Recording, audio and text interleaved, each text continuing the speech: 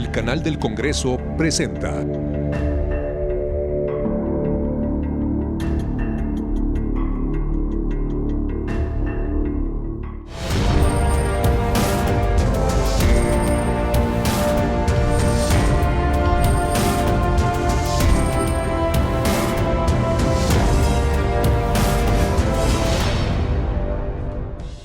Hola, ¿qué tal? Soy Paulina Usigli y en nombre de todo el equipo que participa en este programa les doy la más cordial de las bienvenidas a Cámara Alta.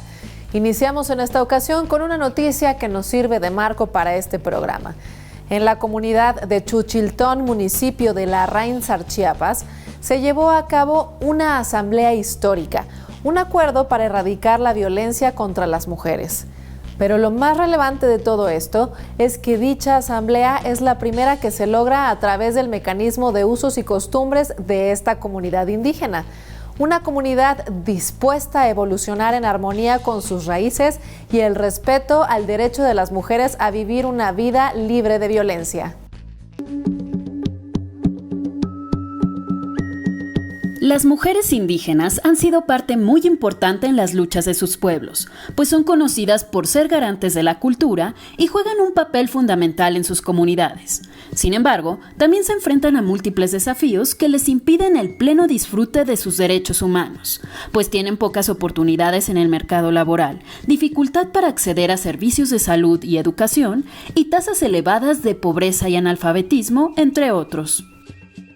Reconocer su gran aporte al mundo en su calidad de dadoras de vida, de guardianas del conocimiento ancestral, de promotoras y garantes de nuestra herencia cultural, de la continuidad de nuestras lenguas indígenas, de la permanencia de nuestra identidad y diversidad, de la protección de nuestros territorios y bienes naturales.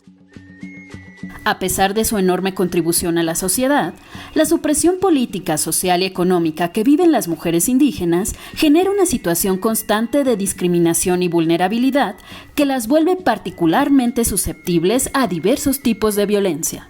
Según datos del INEGI, en México aproximadamente 25 millones de habitantes se reconocen como indígenas, de los cuales el 51% son mujeres.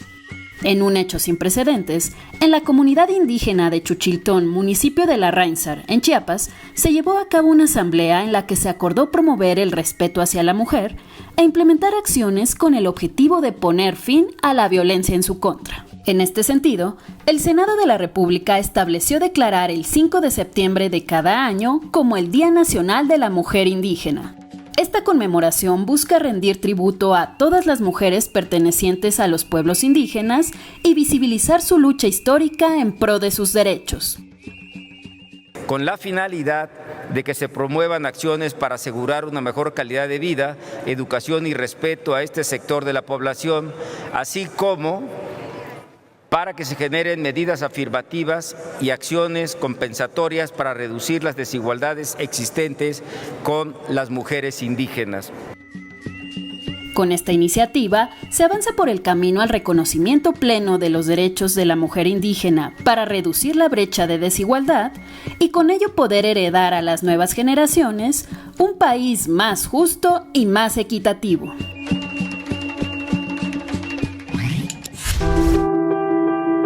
Mujer de carácter fuerte y de convicción firme, valiente y rebelde, adelantada a su tiempo y heroína de la patria. Esas son las cualidades que propios y extraños reconocieron en la corregidora doña Josefa Ortiz de Domínguez, quien nació un 8 de septiembre de 1768 en Valladolid, hoy Morelia, Michoacán. Hija de madre mulata y padre español, perdió a su madre a muy corta edad, quedando a cargo de su tía María, quien la inscribió en el Colegio de San Ignacio de Loyola, conocido comúnmente como las Vizcaínas. Doña Josefa conoció a don Miguel Domínguez precisamente en las Vizcaínas, mantuvieron una relación cercana y se casaron en secreto. El corregidor y doña Josefa fueron muy respetados, tanto por la buena administración de don Miguel como por las obras de caridad y asistencia que doña Josefa realizaba entre pobres, enfermos e incluso reclusas. También atendía las tertulias y reuniones propias de su cargo, donde se fue relacionando con aquellos personajes interesados en las ideas de la insurgencia. Fue entonces cuando doña Josefa decidió realizar sus propias reuniones, las cuales eran conocidas como tertulias literarias y que en realidad fueron círculos conspiracionales, donde asistieron Miguel Hidalgo y Costilla, Ignacio Allende y Juan Aldama. El 13 de septiembre de 1810, la conspiración fue traicionada. Alguien informó al juez eclesiástico Rafael Gil de León y él, a su vez, informó a don Miguel Domínguez para que, en su calidad de autoridad regional, actuara contra dicha amenaza. Doña Josefa intentó salvar a sus compañeros, pero don Miguel quiso protegerla y la encerró en una habitación. Desde ese lugar, doña Josefa se hizo escuchar a taconazos y de esta forma logró enviar un mensaje de aviso dirigido a los insurgentes. Doña Josefa pagó caro su participación en la conjura y su persistencia en apoyar a los insurgentes. Sufrió años de encierro en conventos de Querétaro y de la Ciudad de México, separada de sus hijos y esposo. Murió el 2 de marzo de 1829 en la Ciudad de México. Fue sepultada en el convento de Santa Catarina y después exhumada para trasladarla a la ciudad de Querétaro. Doña Josefa Ortiz de Domínguez sin duda definió el rumbo, la historia de la lucha por la independencia de México. Fue la primera guerrera de esta causa y su nombre, con toda justicia, cuelga en lo alto del muro de honor del Congreso de la Unión.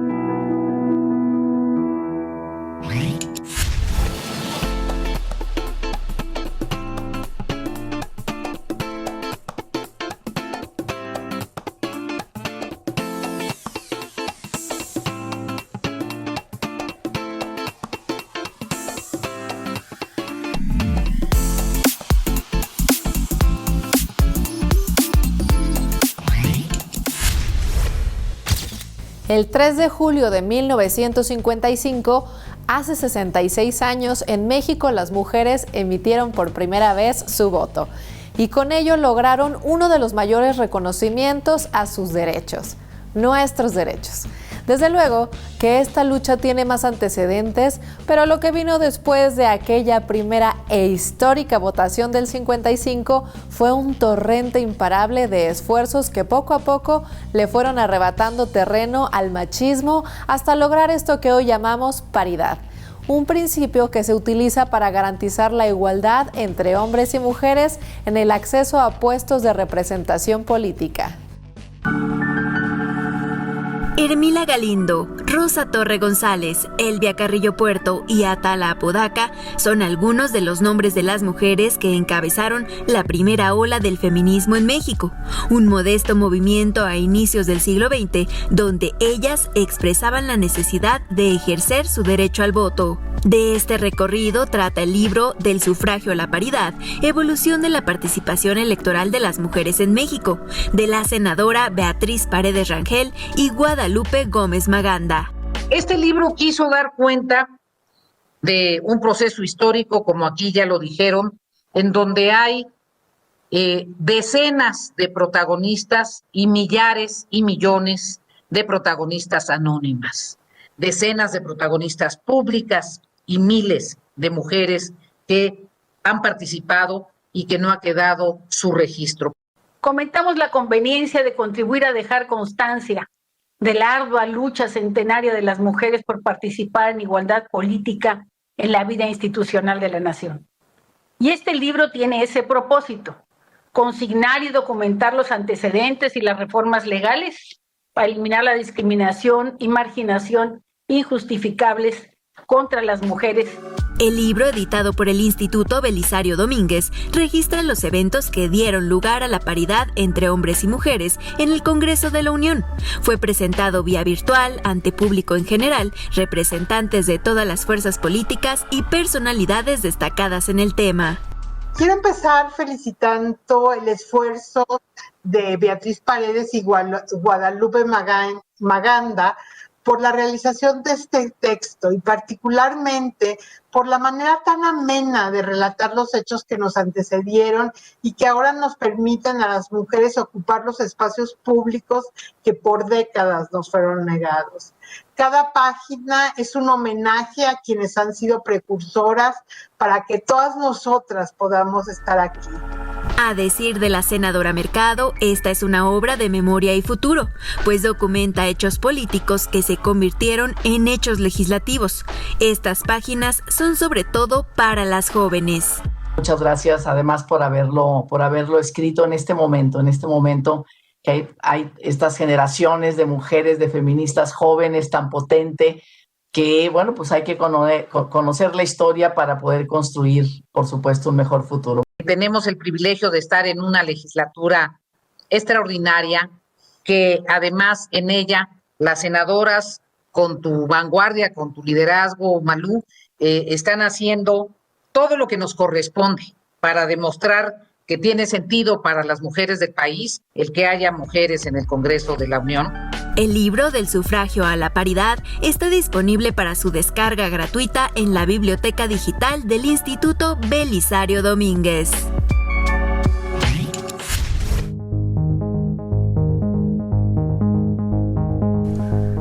Las mujeres conforman más de la mitad de la población mundial y desde hace décadas han defendido y exigido derechos como el sufragio femenino, el derecho al trabajo con una remuneración justa e igualitaria, derechos sexuales y reproductivos, derecho a la educación, derecho a una vida libre de violencia y, en general, todos los derechos que eliminen las distintas formas de discriminación hacia ellas.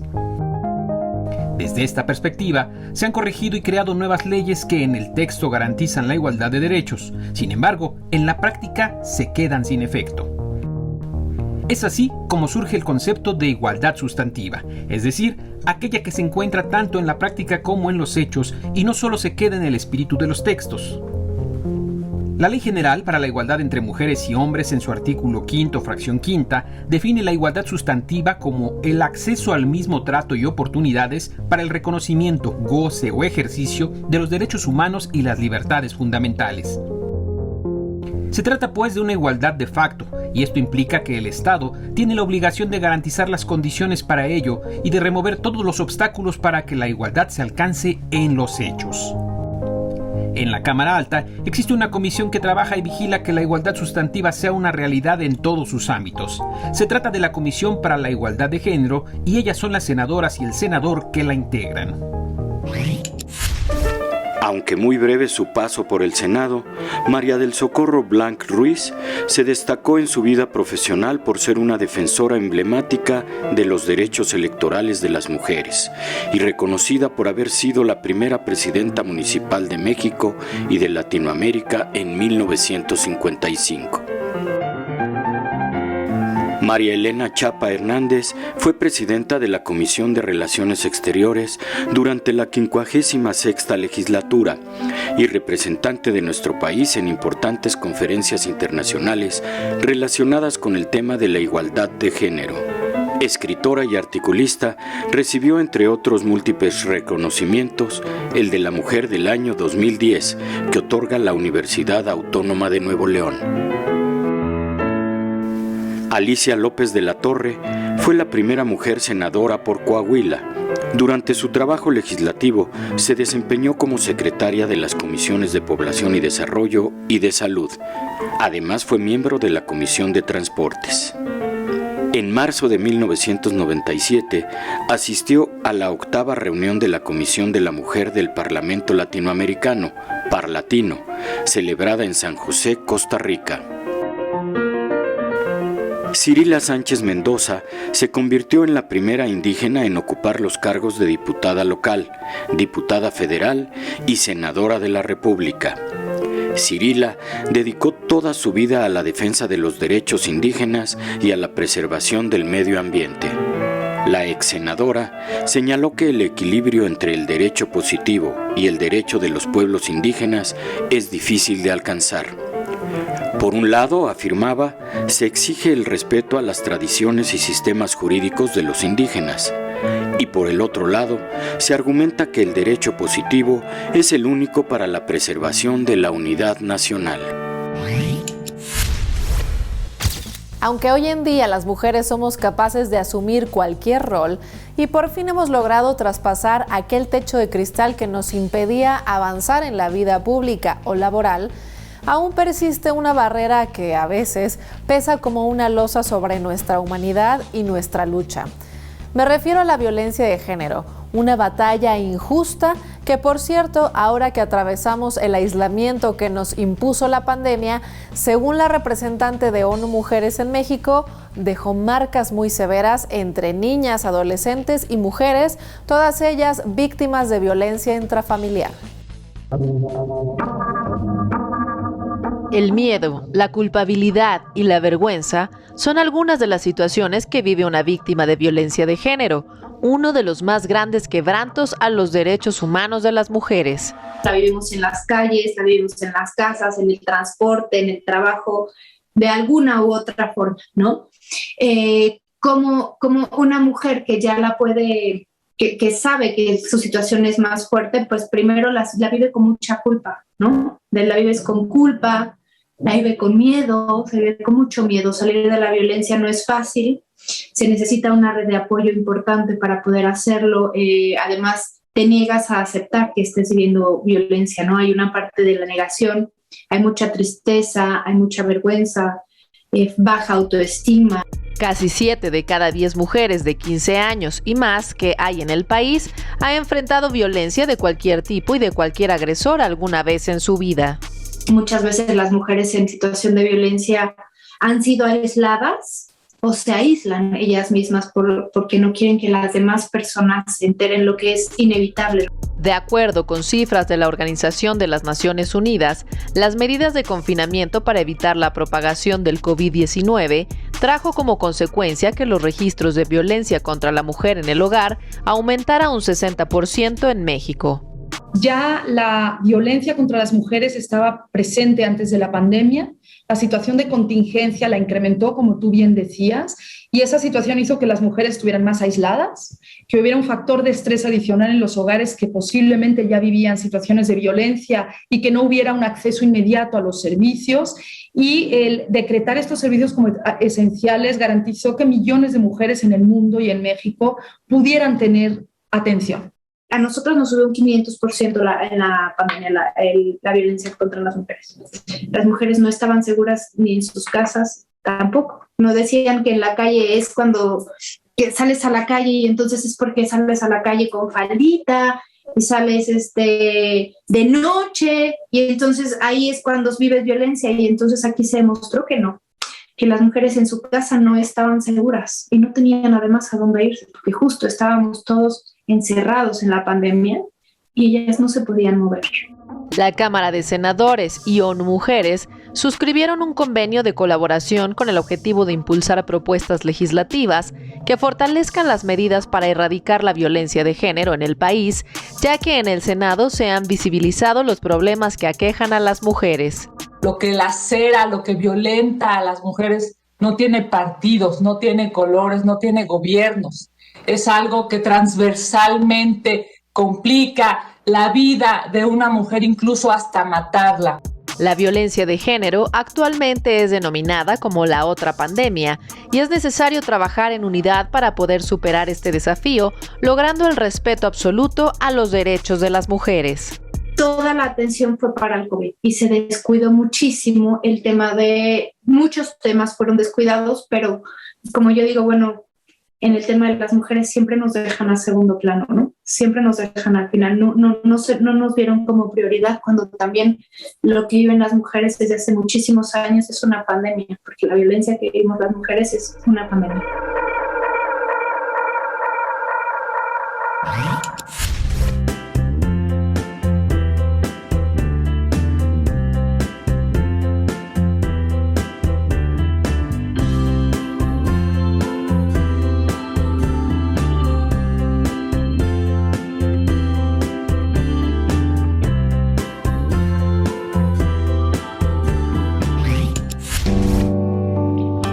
Marta Lucía Mitchell Camarena nació en la Ciudad de México el 11 de febrero de 1954.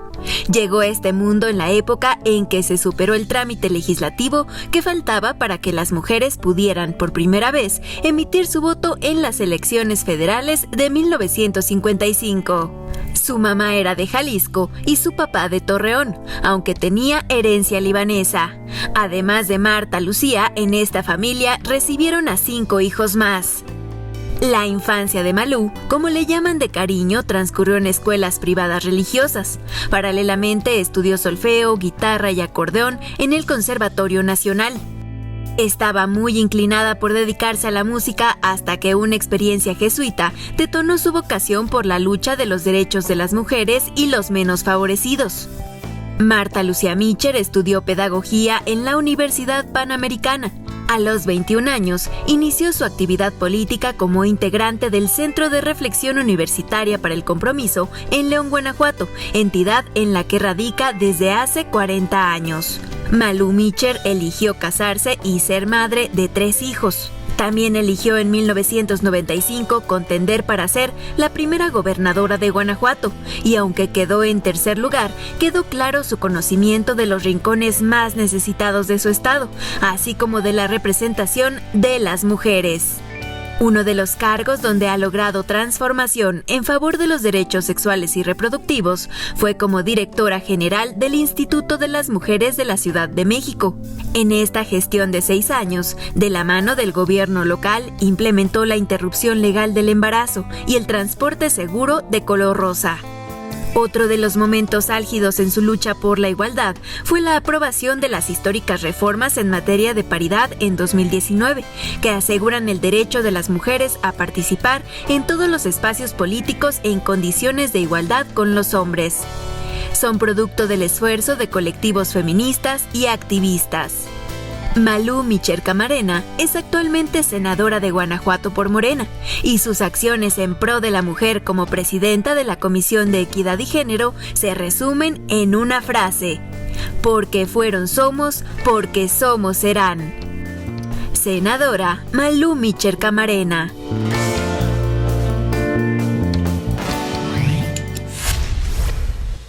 La violencia política contra las mujeres comprende todas aquellas acciones u omisiones que se dirigen a una mujer por ser mujer, con el objeto de perjudicar o anular sus derechos político-electorales, incluyendo el ejercicio del cargo. Desafortunadamente, este flagelo estuvo presente en el pasado proceso electoral, sobre el cual el INE acumuló 54 sanciones en 12 entidades de la República. A manera de reflexión y con la finalidad de enmendar este capítulo, el Instituto Belisario Domínguez llevó a cabo un conversatorio sobre los avances legislativos y la agenda futura para la igualdad de género.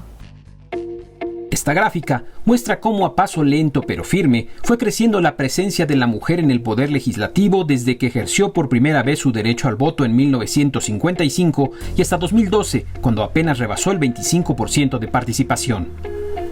Notable fue el avance en las siguientes 2 legislaturas y particularmente en la 64ª, cuando esta fue bautizada como la Legislatura de la Paridad de Género, llegando al 48.2% de presencia en Cámara de Diputados y 48.8% en la Cámara Alta. Sin duda esta legislatura es una legislatura de un antes y un después. Eso es clarísimo. ¿Por qué? Bueno, pues porque además tenemos la mitad de los votos, ¿no? Agradeciendo por supuesto a los hombres por sus votos, hubimos de ejercer los nuestros. Pero la realidad es que todavía faltan muchísimas cosas por hacer. Esa realidad es una losa cuando de violencia política se trata, pues parece que mayor participación, mayor violencia. En esta última elección federal, el INE reportó 40% más agresiones contra las mujeres que en el proceso previo.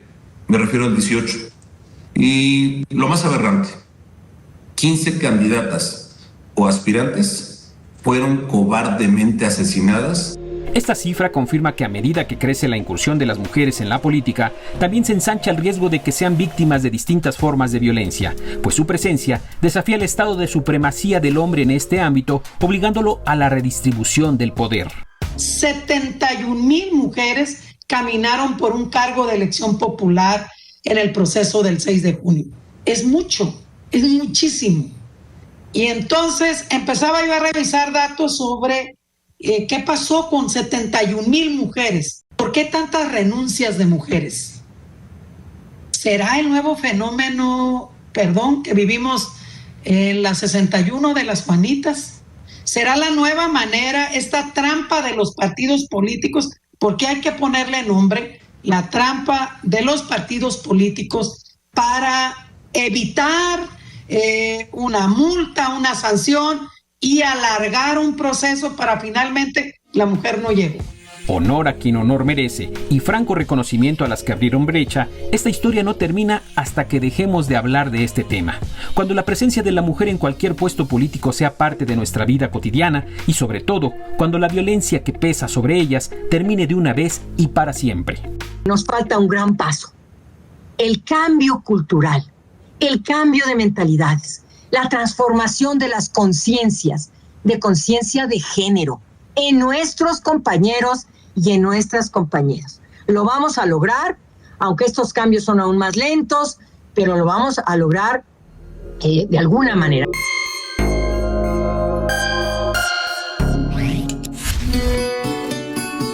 Los efectos de la pandemia por COVID-19 han aumentado y agudizado la desigualdad que existía en los países de América Latina y el Caribe.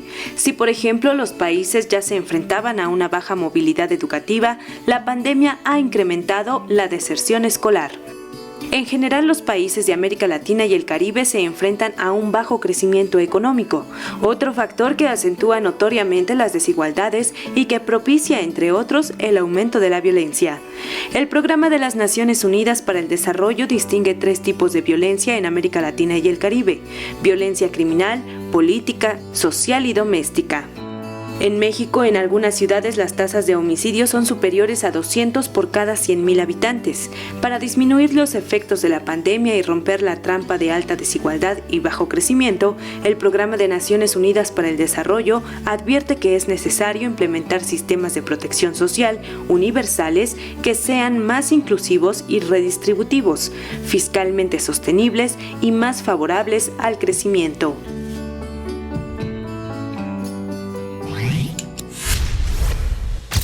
Así llegamos al final de esta edición de Cámara Alta y no me resta más que agradecer el favor de su atención hacia esta revisión de temas que en materia de igualdad han estado presentes a lo largo de la 64ª legislatura.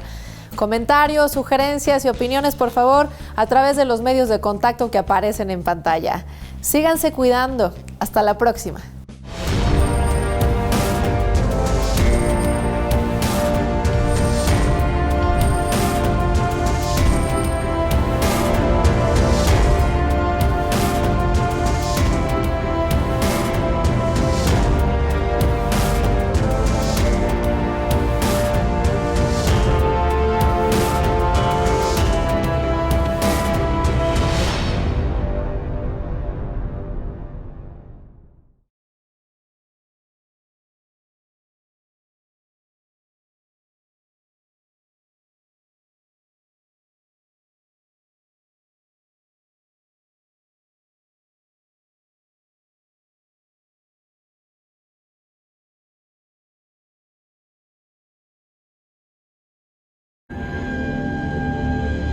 El canal del Congreso presentó